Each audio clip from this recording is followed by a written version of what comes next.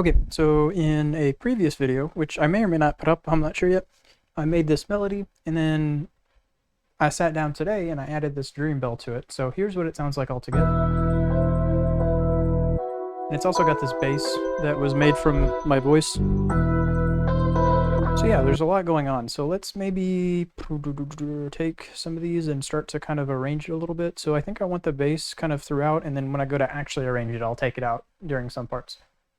But let's do maybe something like, okay, so something like this. This probably isn't exactly how I'm going to arrange it for the final beat, but this is just so that things aren't sounding too busy as I'm adding drums.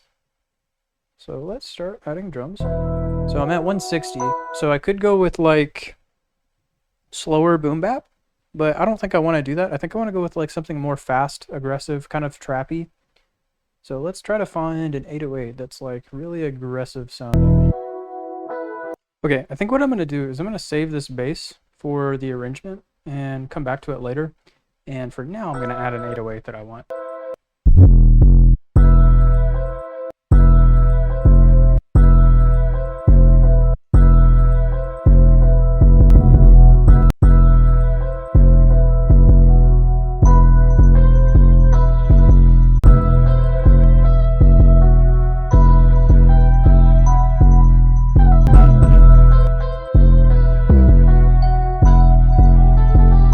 So I've got a pretty repetitive, it's repeating every 4 bars, 808 loop. Let's add a snare.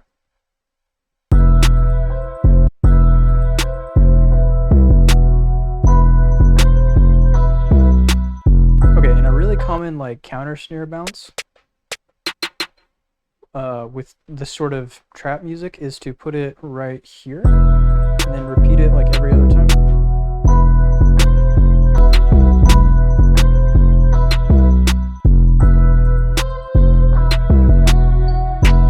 Let me find some open hats now.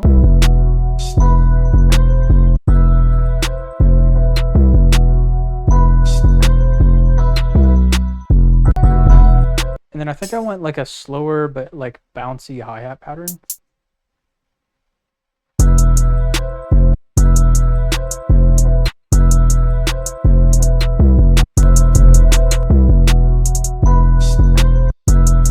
Okay, something really simple like this. And then I'm gonna see if this sounds good flipped, and if not, I'll change it back.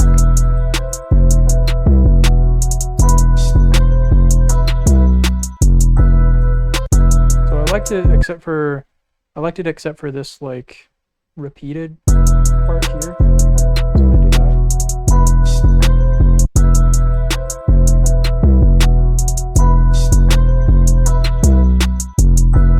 Yeah, something like that. And then just repeat it. I think I want a different hi-hat.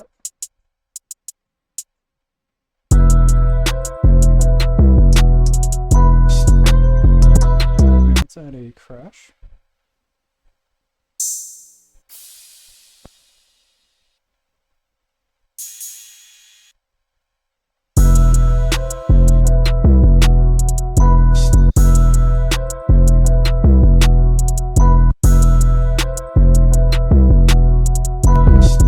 So let's put everything on the mixer channel.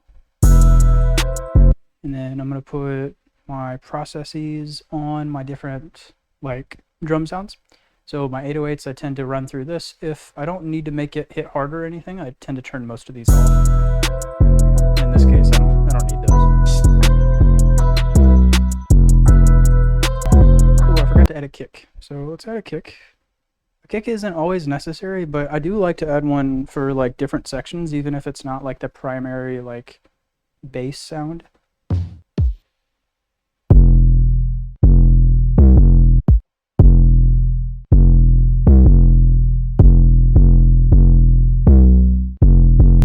And then on my kick, I'm doing kind of the same stuff. In this case, I am going to use some of these things because I do want the kick to be a little bit I do want the kick to hit a little bit harder.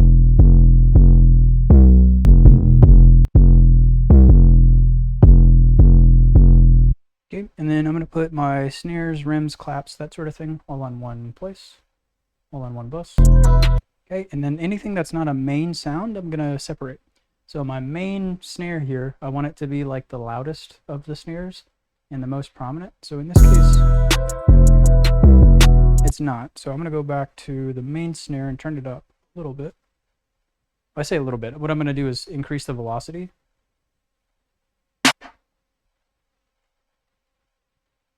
And then I'm going to turn down the sound for the chop snare.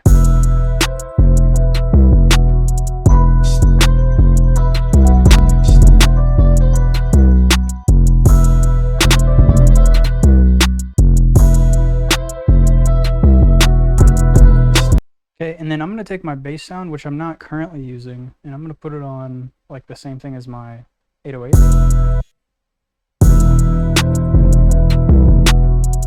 So if I turn off the 808,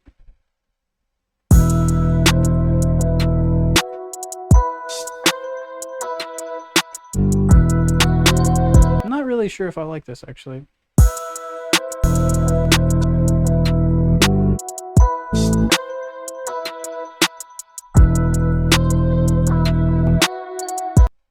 Let me know down in the comments if you like this like bassy sound that I made by recording my voice. As it is now, I'm not really a fan of it anymore because I like the 808 that I currently have. So I think for now I'm not going to use it. But yeah, like I said in the comments, if you do prefer the vocal bass here, let me know. But let's go back and look at everything, make sure we're good. Okay, so same thing with the hats.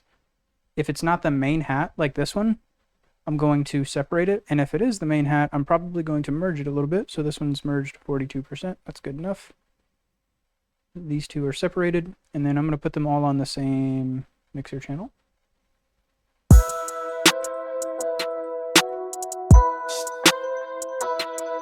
Okay, so I want to turn up the main hats a bit, and I want to turn down that open hat because it's a little bit louder than everything else.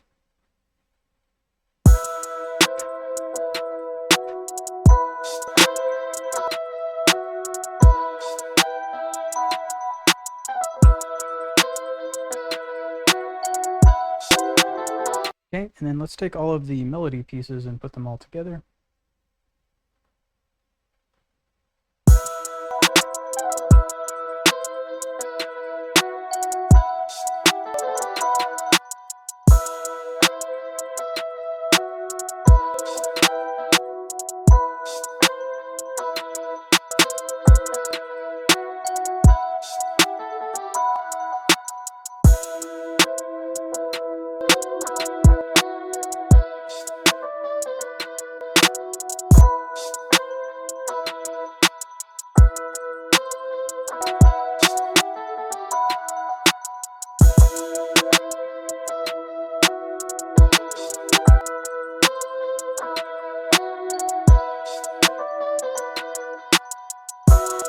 One last thing I'm going to do is I'm going to use parallel compression to hopefully make the drums hit a little bit harder.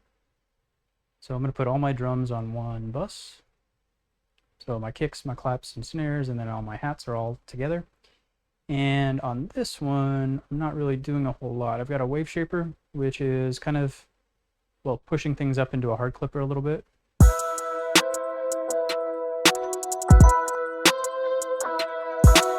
Okay, and then I'm going to use parallel compression to, like I said, hopefully make it hit a little bit harder. So I'm going to send the signal from the drum bus to two different places, and then on one of them, I'm going to send it to the same place that, you know, the drum bus was also going to. So this one's also going to this one, just like the original. And then on this one, I'm going to mix back the signal by 30%.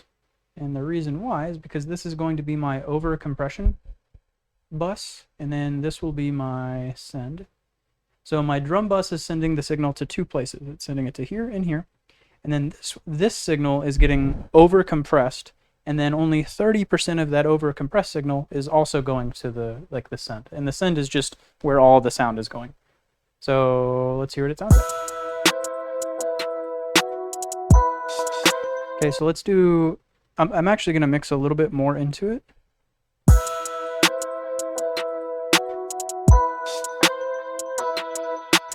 Okay, so let's do a before and after. So like I said, the drum bus is being sent to two places. In this one, it's being over compressed and then mixed back in with the original signal. So let's turn this one off and then see what it sounds like.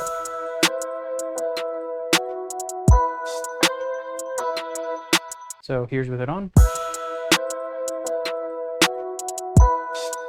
Those mid and lower frequencies are just a little bit more present and a little bit more beefy sounding. Okay, so for the purposes of this video, I think that's going to be about it.